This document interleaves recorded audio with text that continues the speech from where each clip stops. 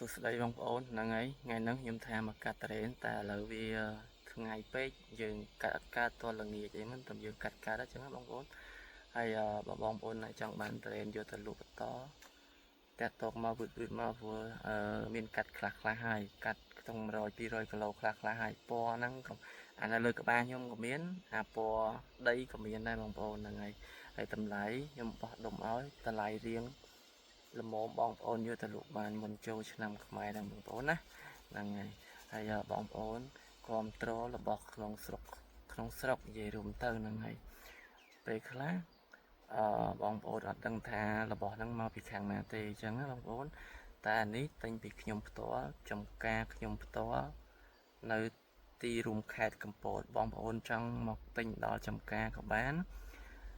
ឲ្យខ្ញុំផ្ញើទៅក៏បានបងប្អូនណាហ្នឹងហើយខ្ញុំបញ្ជាក់ច្បាស់ធូរ៉េខ្ញុំនៅទីរួមខេត្តកំពតបាទតោះសួស្តីបងប្អូនអ្នកដែលចង់ហូបត្រេនខោដៅខែហ្នឹងណា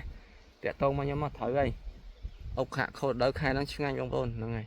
ហើយលក់មានទំនួលខុសត្រូវអត់មានអីណាលក់បានតែលុយហើយអត់ពីគុណភាពណាបងប្អូនណាជាងលក់មានទំនួលខុសត្រូវត្រេនកំពតគឺທາງកំពតបើត្រេននាំចូលគឺខាងចំការខ្ញុំអត់លក់ឲ្យបងប្អូនណាអ្នកដែលចង់ទិញត្រេនអី inbox មកចូលក្នុង page ក៏បានដែរផ្ទះត្រេនកំពតធម្មជាតិបងប្អូនបាទហើយចង់កំងយកទៅលក់បន្តអីមកវឹកមកបងប្អូនភាសាយើងអត់សូវមានច្រើនទេខែហ្នឹងខែនេះវាមានតិចតួចបំផុតអញ្ចឹងណាបងប្អូនហើយយើងមកមើលចការនេះឃើញទេចការខ្ញុំផ្ទាល់មកមានតិចតួចទេវាអត់មានច្រើនទេគាត់ថាចង់បានច្រើនកំងខ្ញុំមុនអញ្ចឹងខ្ញុំ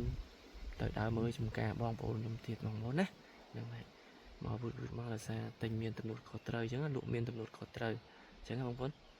ហើយតនីសាបស្អុយដូរជូនវិញបងប្អូនគ្រប់ចំនួនអត់មានប្រឡំមកកោទេហើយទិញពីខ្ញុំអញ្ចឹងណាតនីឲ្យមាន discount ឲ្យអញ្ចឹងបងប្អូនទិញច្រើនខ្ញុំមាន discount ឲ្យពីខ្ញុំផ្ទាល់អញ្ចឹងណាមិនមែនចង់និយាយថាមិនមែនឈ្មោះកតាបងប្អូនយើងមិនមែនលក់ឈ្មោះកតាវិញទេភាសាខ្ញុំនេះចំការផ្ទាល់ខ្ញុំលក់ឲ្យចែកបងប្អូនហូបអីឆ្ងាញ់មាត់ទេបងប្អូនហ្នឹងហើយយើងលក់មិនចំណេញច្រើនទេឲ្យបងចំណេញយកខាងចំការឲ្យបានឲ្យវាសុបាយចិត្តលក់ឲ្យបងប្អូនសុបាយចិត្តតែប៉ុណ្្នឹងទេយកទៅញ៉ាំមានសុបាយចិត្តអញ្ចឹងទីថាទិញរបស់ល្អអញ្ចឹងណាបងប្អូនហ្នឹងហើយមិនមែនតែនាំចូលឲ្យលេងស្តុបហប់តោនអត់មានទេតែខាងបងប្អូនមានតិចតួចទីខែនេះមានតមកចំការអញ្ចឹងទៅ100គីឡូ200គីឡូអីទេបងប្អូនណាអ្នកខុសរដូវបងប្អូនអត់មានច្រើនទេបើថាខុសរដូវចំវាមានច្រើនអញ្ចឹងណាការខ្លះមានច្រើនការខ្លះមានតិចអញ្ចឹងទៅបងប្អូនយើងអត់ដឹងទេ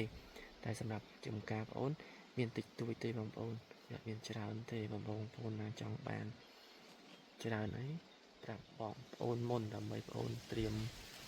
ទៅយកកាត់ចំការបងប្អូនចិត្តចំការអញ្ចឹងណាដើម្បីឲ្យបងប្អូនបាន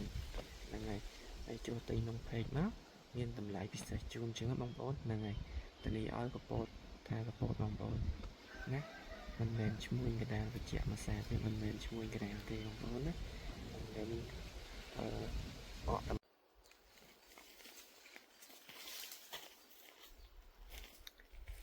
តោះសួស្តីបងប្អូនហ្នឹងហើយឥឡូវមកកាត់ត្រេនអញ្ចឹងណាតែឥឡូវថ្ងៃពេកយើងកាត់អត់បានទេលើក្បាលនេះកាត់អត់បានទេថាមកកាត់ត្រេន